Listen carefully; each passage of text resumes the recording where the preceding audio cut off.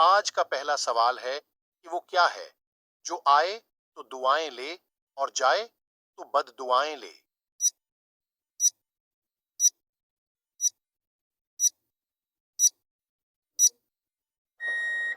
जवाब है बिजली। चलें बताएं वो कौन सी चीज है जिसे पीने से प्यास लगती है।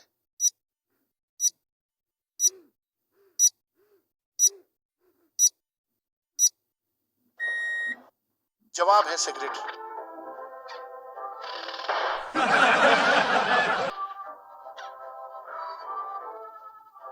चलें बताएं कौन सा गोश्त खाना हलाल है मगर बेचना हराम है।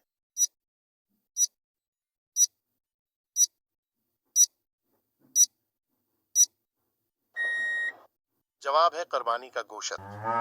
चलें बताएं वो कौन सी चीज है जो खुद कहीं नहीं जाती मगर लोगों को एक जगह से दूसरी जगह ले जाती है।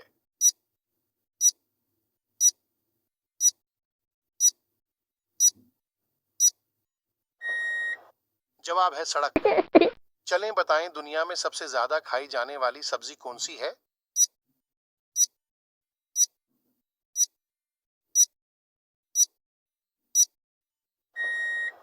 जवाब है